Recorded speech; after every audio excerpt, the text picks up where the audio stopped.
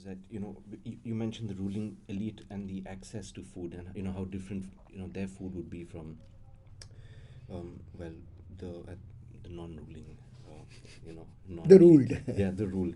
And that would be the same for music as well, because the music that would be played or commissioned by the court would be very different from the music that would be sort of sung in taverns, or sort of yelled down the streets in terms of stories and folk tales and things like that, right?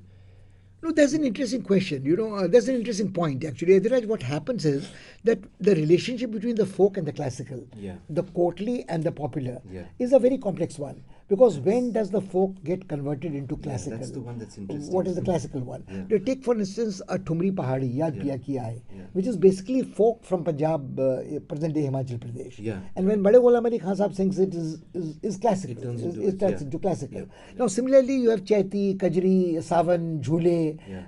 Thumri Purvi Ang mostly, Yeah. which the dividing line between that and say Rag Khamaj or Rag Kafi or Right. Rag Pilu would be very, very different, Yeah, yeah. And you would, I wouldn't say that there is, I mean, what you mentioned again goes back to the European context, where you would say what the people sang to amuse themselves in taverns. Right. But if you take the map of Europe, European Union is in a bad shape at the moment. Yeah. But let's say 4 centuries, 5 centuries ago, Europe still was a territory of shared cultural context. Yes. So the gifted musician would be going from one court, like a gifted scientist or a Right. painter or a sculptor, from one court to another court Right, in right. quest of patronage. Yeah. And the court would have a circle of courtiers Yes. who would be people of refined taste, Right, right. sharing certain affinities. Right. But people would again be breaking what was happening. Yes. So when Bach gets into his fugues, Yes. or Beethoven gets into his symphonies, Yes. or Brahms gets into. So the dividing line between popular church music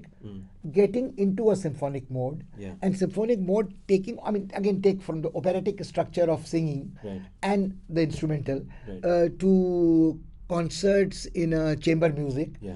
to more grand To more- things. yeah, yeah. So, I mean, actually, if you think in terms of, you must have just seen this adieu which Zubin Mehta did to the Philharmonic in Yes, Tel Aviv. yes, yes. Now, 50 years conducting music there, Yeah. and he had the nerves to play Wagner there. Yeah, yeah. And somebody yelled at him, that was mentioned. And he carried this Philharmonic to Srinagar at the height of the crisis there. Right. So I do think that music has a universal claim, so we don't divide it into Western and Eastern. Yeah, It yeah. would move you. So Yeah. there would be a basic tune, so to Yeah, speak, yeah. which would be Musse Na Itna Tu Pyar Jita, which is a straight lift Yeah. from, We found the basic rhythm, the universal So rhythm. and it's that's what Christopher Caldwell talks about. The Yeah, basic yeah. rhythm is the body's rhythm. Yeah, yeah. Is the circadian rhythm. There's a circadian cycle. There's a heartbeat. There's a And- pulsation, yeah. and there is. So we don't quibble with that. No. But I think even more fundamental is that there is an anarchic noise. Yeah. And to make sense out of noise, you impose on it an order, and music is the best form of order Yeah, which yeah, comes. yeah. So if to my mind, the musical users of music in prehistoric times were to make mnemonics easy. You remembered a mantra easily if it was Right. said to a chant and you Yes, sang it, and you sang it, X yeah. number of time, and Yeah. if you insisted, you listen to these recitals in Banaras or in Pune, the Brahmins still keep mark time, Yes.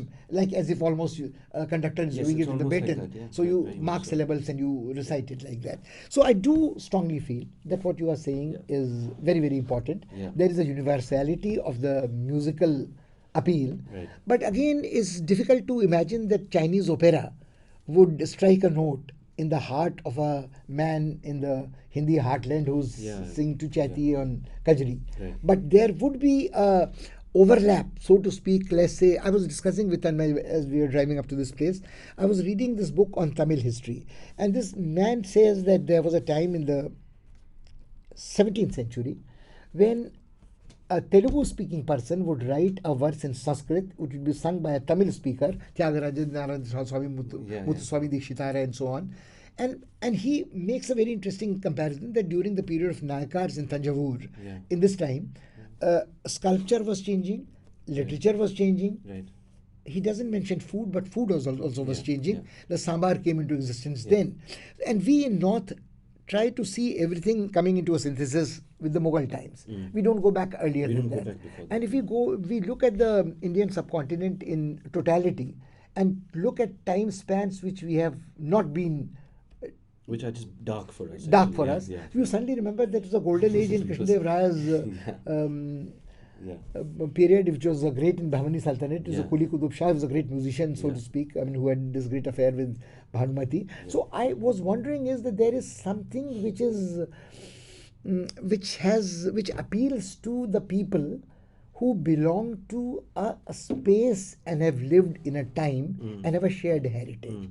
So if you may disregard the Dravidians may say that we have nothing to do with the North Indian barbarians who came and colonized us, but even the arch leader would call his name would be Karunanidhi. Yeah, yeah. And his wife's name would be Dayalu Amma. Yeah. So you would have Bharatanatyam would be their inheritance, which would be going back into the play of Krishna. Yeah. And you even go to the Sangam poetry of the Aham and Puram period, and you again have references to Krishna, Battle of Mahabharat, or Raman, things of that kind. So the accent might change, but I would say that there would be still some differences that you may find a fast-paced music like Zairua music way back in 70s. That was the African version of pop or indie pop. Yeah. But there would be, to my mind, a passing phase. It would not be... Yeah, we don't see much of it today. You won't see much. But while the Western classical, as you said, would have a lasting appeal because it would have chiseled itself from a folksy roots to something of more durable structure, enduring, and people would interpret it in... The interesting thing about the Western Indian music would be that you would have written music in West, and you would have a conductor interpreting that music, and you would have an ensemble which would be, say, 100 strong. Yeah, But here it might be a person singing a Drupad Alap, he and his voice, Which has nothing been else. handed down by a vocal, 1920 and oral tradition. Yeah, yeah. Generations.